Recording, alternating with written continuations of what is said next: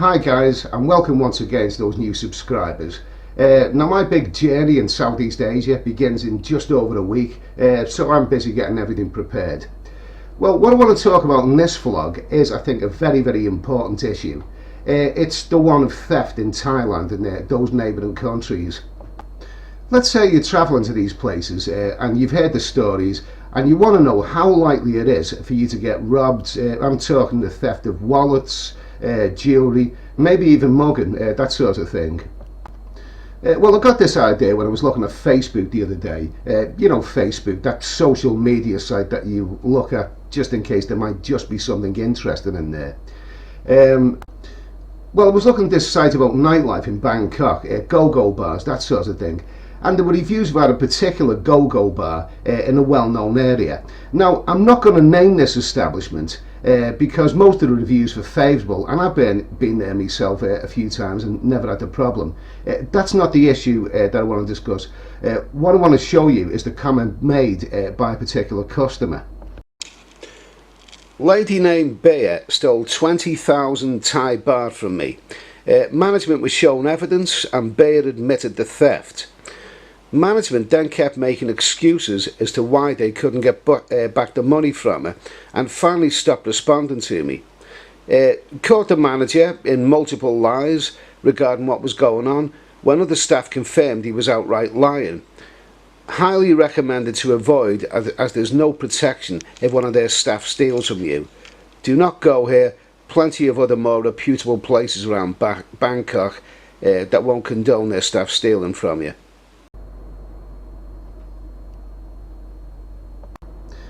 Okay, so this customer had his wallet containing 20,000 Thai baht stolen. 20,000 Thai baht, he clearly said. So let's establish how much that is.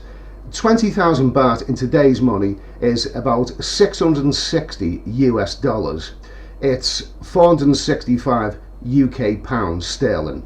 That's how much money he was carrying with him in his wallet on a night out in Bangkok. 465 UK pounds. My flight from London to Bangkok didn't cost that much.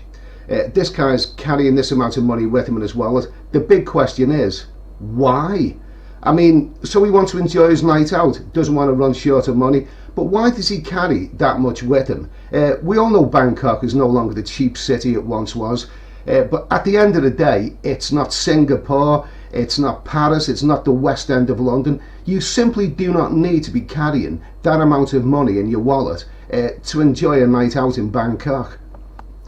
So how much do you need for a night out in Bangkok? Well, it depends what you want to do, but a night out which involves bars, a restaurant, go-go bars and even a lady to bar fine is unlikely to cost more than a third of that amount. You could really have a great night out in Bangkok for 10,000 baht and you should still have money left over. The point is, this guy was carrying an exorbitant amount of money with him and he got robbed. So anyway, let's talk about the second comment about this particular go-go bar. Remember, I'm not naming it because most of the comments were good. Had my wallet stolen from my pocket after I disputed the 6 lady drinks that magically appeared on my bill when I didn't even sit with the lady. Had to cancel my cards while management reaped the profit from my wallet. Stay away.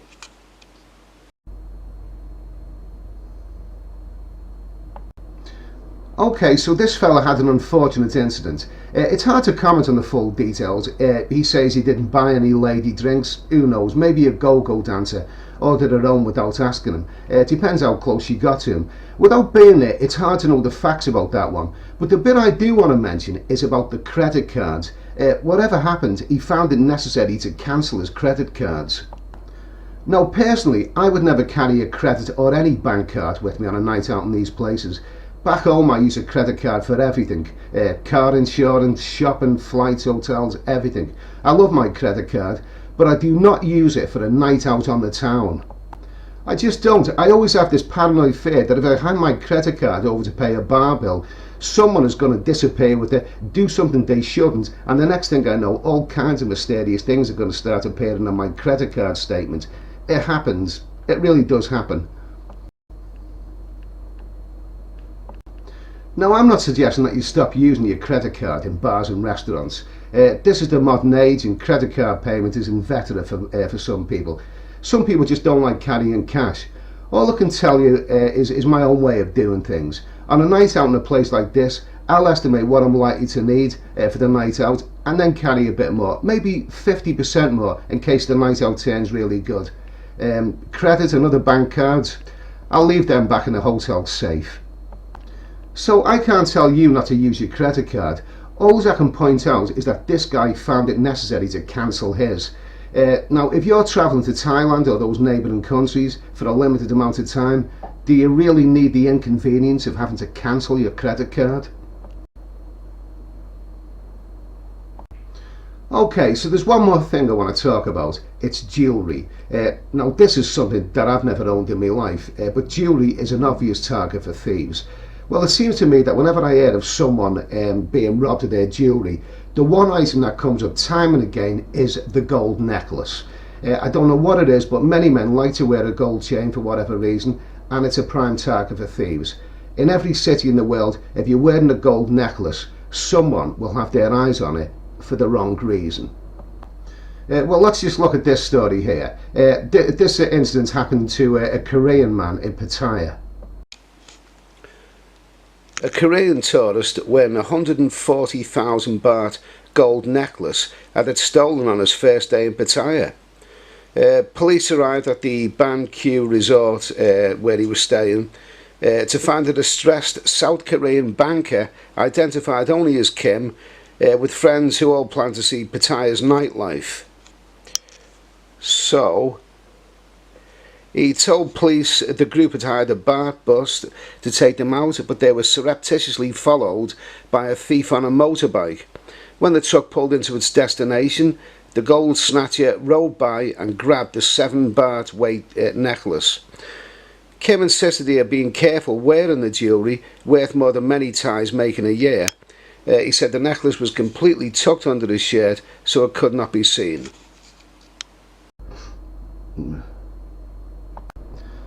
Okay, sounds terrible. It's clear that this motorbike thief had prior knowledge of what this man was wearing.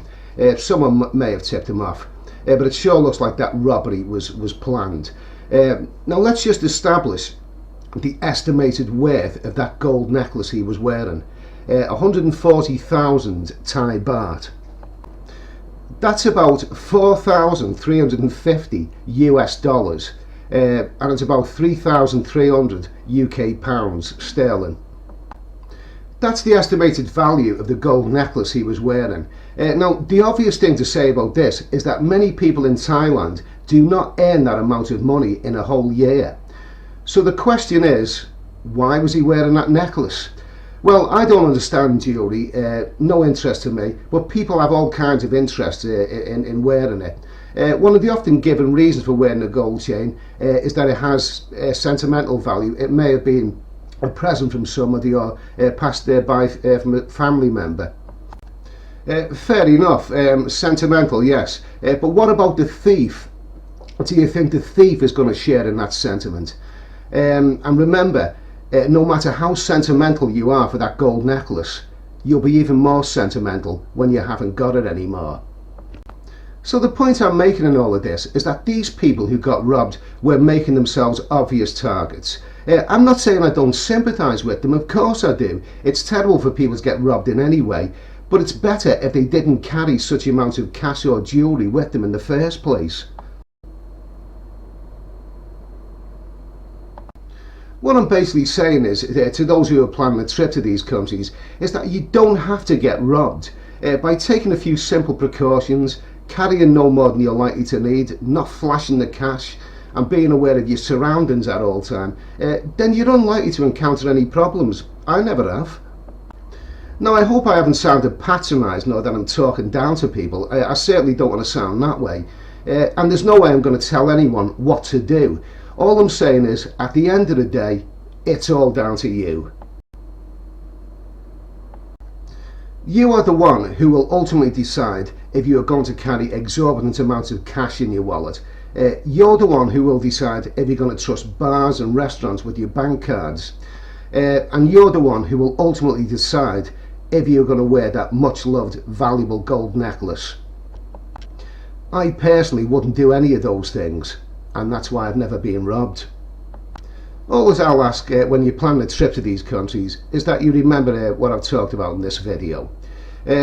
Okay, so I'll leave it at that. Thanks for watching. Please subscribe to this channel because I've got a whole lot more info I want to share with you. I wish you pleasant travels, stay safe, and I'll see you in the next video. Cheers.